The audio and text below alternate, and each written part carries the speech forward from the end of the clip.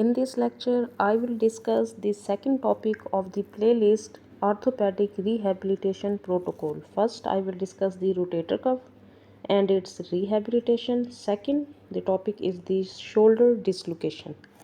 It is very important to remember for the MCQ's point of view that the anterior dislocation is the most common and it is caused by the arm being positioned in excessive amount of abduction and the external rotation. Abduction and the external rotation cause the shoulder to dislocate anteriorly.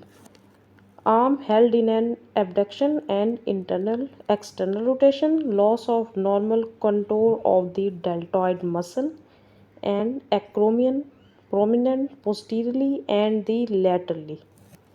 Humerus head palpable anteriorly because the shoulder is dislocated anteriorly. Humerus head become move forward and it is palpable anteriorly at the shoulder joint. All the movements become limited and painful because the shoulder is dislocated. Palpable fullness below the coracoid process of scapula and towards the axilla. Okay, the shoulder dislocation, the most common dislocation is the anterior dislocation. Always remember, this is important. Here are some tests to check the shoulder dislocation. The first test is the apprehension test. Position the patient in the spine, 90-degree shoulder flexion and the 90-degree elbow flexion.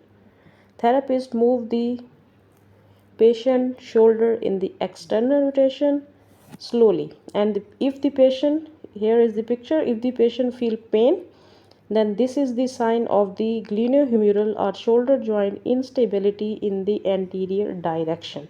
This is the apprehension test. Then the apprehension opposite test, we go for relocation test, or we call it shoulder release or surprise test. After the apprehension test, apply a posterior directed force to the shoulder.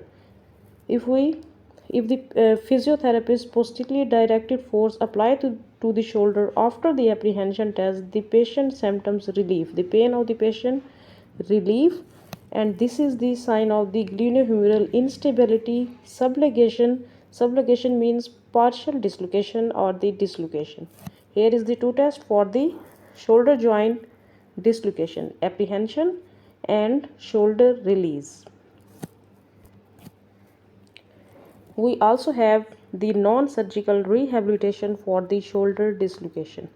If the patient has first time dislocation, may be immobilized for 4 to 6 weeks. Patient shoulder should be immobilized before starting physical therapy. Recurrent dislocation, the physical therapy can begin immediately. It has also three phases. At the phase first, it is of 0 to 4 weeks. In the 0 to 4 weeks, the goal is to re-establish full range of motion, retard muscle atrophy, decrease the patient pain, inflammation, and the capsular healing. Allow the capsule to heal.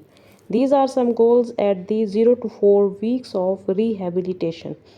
First, we need to immobilize the patient arm by using the ultra sling. External rotation position to 10 degree of external rotation.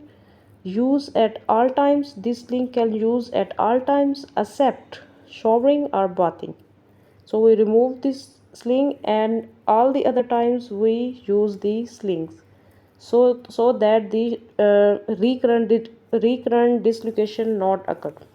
The interventions we do in the 0 to 4 weeks are the active assisted range of motion as to with when to tolerance, begin internal and external rotation at the side, and it also progress to the 30, 60 and then to the 90 degree, depend on the patient condition. Submax isometric means in which muscle length remains same. Sublux isometrics for all the shoulder musculatures. We go for isometrics, begin internal and external rotation and active assisted range of motion in the initial phase 0 to 4 weeks. Gentle joint mobilization, because it's acute phase, we go for ice to reduce the patient pain and inflammation.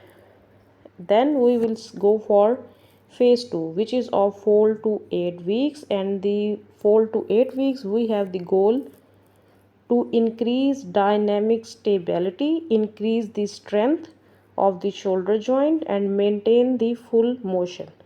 In this phase, we also do immobilization, ultrasync, external rotation only as needed for comfort or symptom control. If the patient has pain, then we go for slings.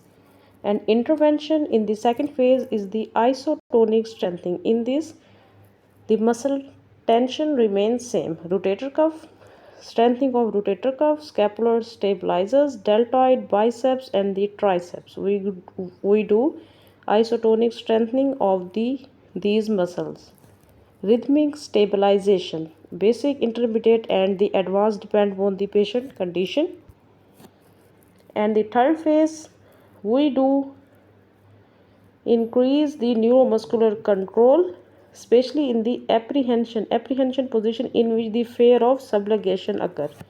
This phase is of 8 to 12 weeks. In this phase, we have goal of neuromuscular control, especially in the apprehension position, dynamic stability as in the last phase, and increase the overall strength of the patient, because patient want to do his functional activities. So our focus is to increase the patient's strength.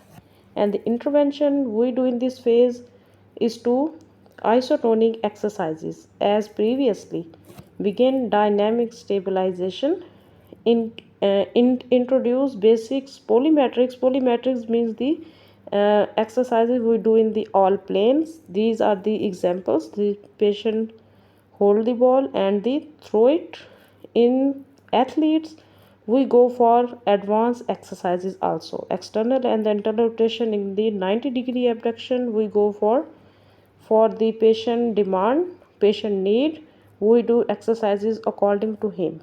These are the three phases we discuss in this lecture. The shoulder dislocation, the most common is anterior, and also we discuss all the rehabilitation phases of shoulder dislocation. And there is 4 phase, which is of 13 plus weeks. This is mostly for the athletes who want to return to the activities. The goal in the 4th phase is to progressively increase activities for full functional return. In this phase, we have intervention of isotonic strengthening program. We do advanced polymetrics and instruct in maintenance program prior to the discharge, and we do some programs for before the discharge of the patient. In these 4 phases, we will discuss all the 4 phases in details and their interventions, goals, and their treatment plan. And this is the very easy question: which shoulder dislocation is the most common? I will tell you before. Kindly answer this. Thank you.